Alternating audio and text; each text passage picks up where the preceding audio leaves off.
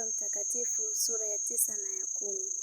Akawaita wale thenashara, akawapa uwezo na mamlaka juu ya pepo wote na kuponya maradhi. Akawatuma wautangaze ufalme wa Mungu na kupoza wagonjwa. Akawaambia, msichukue kitu kwa safari yenu, fimbo wala mkoba wala mkate wala fedha, wala mmoja wenu asiwe na kanzu mbili. Na nyumba yoyote mtakayoingia, kaeni humo mpaka mtoke mjini. Na wale wasiowakaribisha mtokapo katika mji huo, yakung'uteni hata mavumbi ya miguuni mwenu kuwa ushuhuda juu yao. Wakaenda wakazunguka katika vijiji wakihubiri Injili na kupoza watu kila mahali.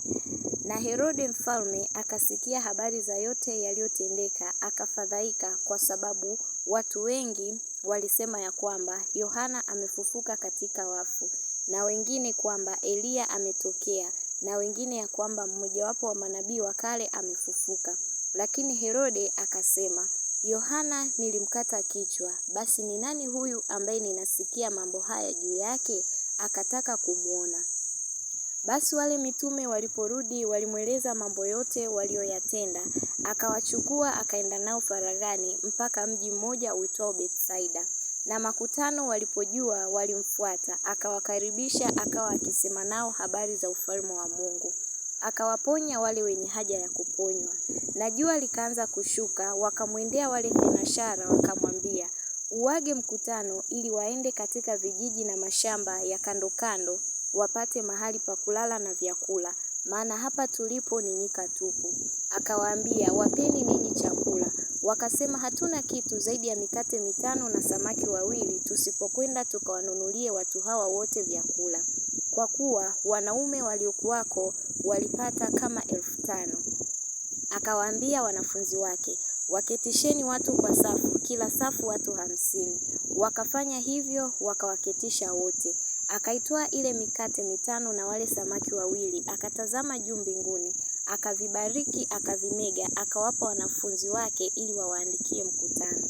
Wakala wakashiba wote, na katika vile vipande vilivyowabakia walikusanya vikapu 12.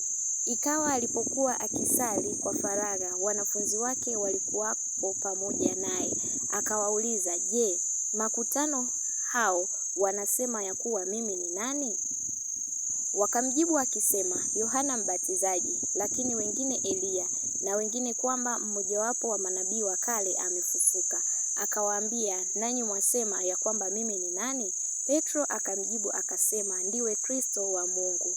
Akawaonya, akawakataza wasimwambie mtu neno hilo, akisema, imempasa mwana wa Adamu kupata mateso mengi na kukataliwa na wazee na wakuu wa makuhani na waandishi na kuuawa na siku ya 3 kufufuka. Akawaambia wote, mtu yoyote akitaka kunifuata na ajikane mwenyewe, ajitwike msalaba wake kila siku anifuate. Kwa kuwa mtu atakaye kuiponya nafsi yake ataiangamiza, na mtu atakayeiangamiza nafsi yake kwa ajili yangu ndiye atakayeisalimisha. Kwa kuwa yamfaa nini mtu kuupata ulimwengu wote kama akijiangamiza au kujipoteza mwenyewe? Kwa sababu kila atakayenionea haya mimi na maneno yangu, Mwana wa Adamu atamuonea haya mtu huyo atakapokuja katika utukufu wake na wa Baba na wa malaika watakatifu. Nami nawaambia kweli, wapo katika hawa wanaosimama hapa ambao hawataonja mauti kabisa hata wauone kwanza ufalme wa Mungu. Baada ya maneno hayo, yapata siku 8, aliwatoa Petro na Yohana na Yakobo, akapanda mlimani ili kuomba. Ikawa katika kusali kwake, sura ya uso wake ikageuka, mavazi yake yakawa meupe yakimetameta. Na tazama, watu 2 walikuwa wakizungumza naye, nao ni Musa na Eliya, walioonekana katika utukufu, wakanena habari za kufariki kwake atakakotimiza Yerusalemu. Petro na wale waliokuwa pamoja naye walikuwa wamelemewa na usingizi, lakini walipokwisha amka waliuona utukufu wake na wale 2 waliosimama pamoja naye. Ikawa hao walipokuwa wakijitenga naye, Petro alimwambia Yesu, Bwana mkubwa, ni vizuri sisi kuwapo hapa, na tufanye vibanda 3, kimoja chako wewe na kimoja cha Musa na kimoja cha Eliya, hali hajui asemalo.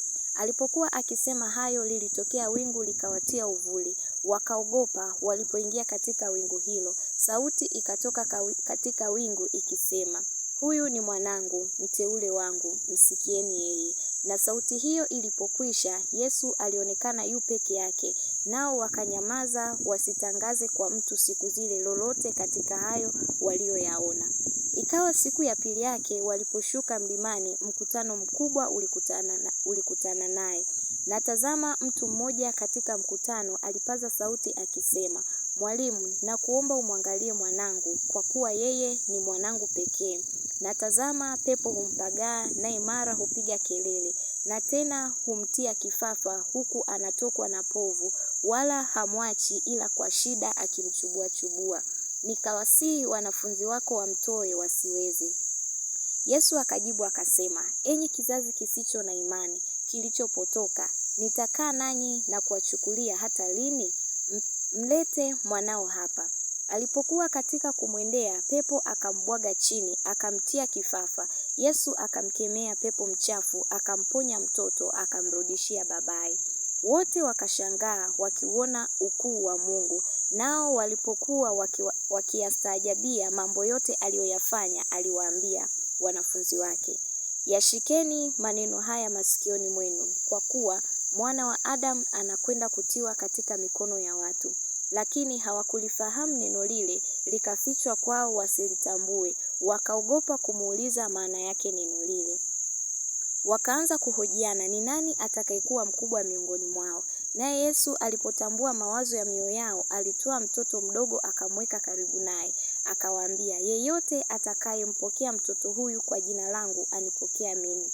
Na yeyote atakayenipokea mimi ampokea yeye aliyenituma. Kwa kuwa aliye mdogo miongoni mwenu nyote, huyo ndiye mkubwa. Yohana akajibu akamwambia, Bwana mkubwa, tuliona mtu anatoa pepo kwa jina lako, tukamkataza kwa sababu hafuatani na sisi. Yesu akamwambia, msimkataze, kwa kuwa yeye ambaye si kinyume chenu yu upande wenu. Ikawa siku za kupaa kwake zilipokuwa karibu kutimia, yeye aliukaza uso wake kwenda Yerusalemu. Akatuma wajumbe kutangulia mbele ya uso wake. Wakaenda wakaingia katika kijiji cha Wasamaria ili kumtengenezea mahali. Lakini wenyeji hawakumkaribisha kwa vile alivyouelekeza uso wake kwenda Yerusalemu. Wanafunzi wake Yakobo na Yohana walipoona hayo walisema, Bwana, wataka tuagize moto ushuke kutoka mbinguni uwaangamize kama Eliya naye alivyofanya? Akawageukia akawakanya akasema, hamjui ni roho ya namna gani mlionayo. Kwa maana Mwana wa Adamu hakuja kuziangamiza roho za watu, bali kuziokoa. Wakaondoka wakaenda mpaka kijiji kingine. Nao walipokuwa wakienda njiani, mtu mmoja alimwambia, nitakufuata kokote utakakokwenda. Yesu akamwambia, mbweha wana pango na ndege wa angani wana viota, lakini Mwana wa Adamu hana pa kujilaza kichwa chake. Akamwambia mwingine, nifuate. Akasema, Bwana, nipe ruhusa kwanza niende kumzika baba yangu. Akamwambia, waache wafu wawazike wafu wao, bali wewe enenda ukautangaze ufalme wa Mungu. Mtu mwingine pia akamwambia, Bwana, nitakufuata, lakini nipe ruhusa kwanza nikawaage watu wa nyumbani mwangu. Yesu akamwambia, mtu aliyetia mkono wake kulima kisha akaangalia nyuma hafai kwa ufalme wa Mungu. Sura ya 10. Basi baada ya hayo Bwana aliweka na wengine 70, akawatuma wawili wamtangulie kwenda kila mji na kila mahali alipokusudia kwenda mwenyewe. Akawaambia, mavuno ni mengi lakini watendakazi ni wachache. Basi mwombeni Bwana wa mavuno apeleke watendakazi katika mavuno yake. Enendeni, angalieni na watuma kama wanakondoo kati ya mbwa mwitu. Msichukue mfuko wala mkoba wala viatu, wala msimwamkie mtu njiani. Na nyumba yoyote mtakayoingia, semeni kwanza, amani iwemo nyumbani humu. Na akiwamo mwana wa amani, amani yenu itamkalia. La hayumo, amani yenu itarudi kwenu.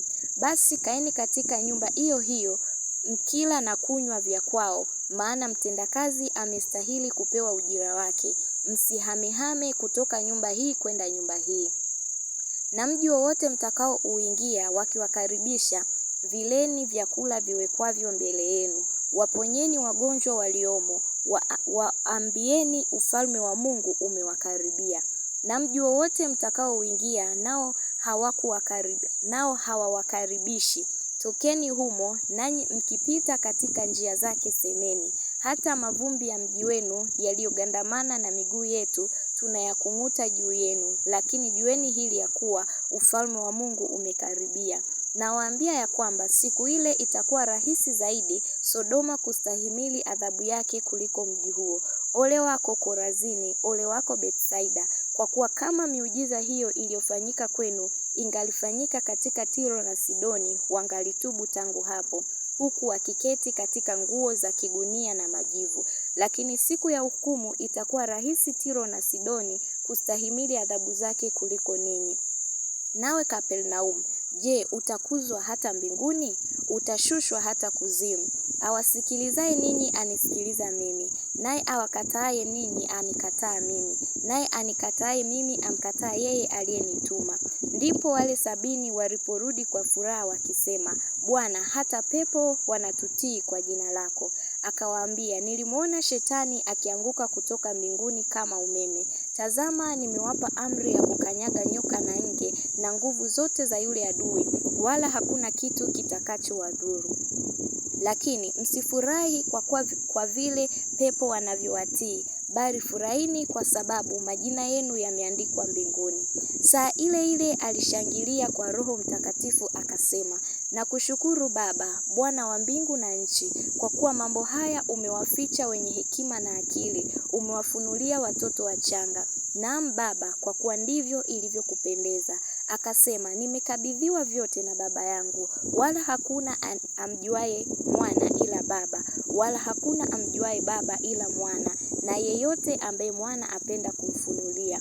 Akawageukia wanafunzi wake akasema nao kwa faragha, heri macho yaonayo mnayoyaona ninyi, kwa kuwa nawaambia ya kwamba manabii wengi na wafalme walitamani kuyaona mnayoyaona ninyi wasiyaone, na kuyasikia mnayoyasikia ninyi wasiyasikie. Na tazama, mwanasheria mmoja alisimama amjaribu akisema, Mwalimu, nifanye nini ili niurithi uzima wa milele? Akamwambia, imeandikwa nini katika Torati? Wasomaje? Akajibu akasema, mpende Bwana Mungu wako kwa moyo wako wote, na kwa roho yako yote, na kwa nguvu zako zote, na kwa akili zako zote, na jirani yako kama nafsi yako. Akamwambia, umejibu vema, fanya hivi nawe utaishi. Naye akitaka kujidai haki alimuuliza Yesu, na jirani yangu ni nani? Yesu akajibu akasema, mtu mmoja alishuka toka Yerusalemu kwenda Yeriko, akaangukia kati ya wanyang'anyi, wakamvua nguo, wakamtia jeraha, wakaenda zao wakimwacha karibu na kufa. Kwa nasibu kuhani mmoja alishuka kwa njia ile, na alipomwona alipita kando. Na Mlawi vivyo hivyo, alipofika pale akamuona akapita kando. Lakini Msamaria mmoja katika kusafiri kwake alifika hapo alipo, na alipomuona alimhurumia. Akakaribia akamfunga jeraha zake, akizitia mafuta na divai. Akampandisha juu ya mnyama wake, akampeleka mpaka nyumba ya wageni, akamtunza. Hata siku ya pili akatoa dinari 2 akampa mwenye nyumba ya wageni akisema, mtunze huyu, na chochote utakachogharimiwa zaidi, mimi nitakaporudi nitakulipa. Waonaje wewe, katika hao watatu ni yupi aliyekuwa jirani yake yule aliyeangukia kati ya wanyang'anyi? Akasema, ni huyo aliyemwonea huruma. Yesu akamwambia, enenda zako nawe ukafanye vivyo hivyo. Ikawa katika kuenenda kwao, aliingia katika kijiji kimoja. Mwanamke mmoja jina lake Martha akamkaribisha nyumbani kwake. Naye alikuwa na umbu lake aitwaye Mariamu, aliyeketi miguuni pake Yesu akisikiliza maneno yake. Lakini Martha alikuwa akihangaika kwa utumishi mwingi. Akamwendea akasema, Bwana, huoni vibaya hivyo ndugu yangu alivyoniacha nitumike peke yangu? Basi mwambie anisaidie. Bwana akajibu akamwambia Martha, Martha, unasumbuka na kufadhaika kwa ajili ya vitu vingi, lakini kinatakiwa kitu kimoja tu, na Mariamu amelichagua fungu lililo jema ambalo hataondolewa. Amen.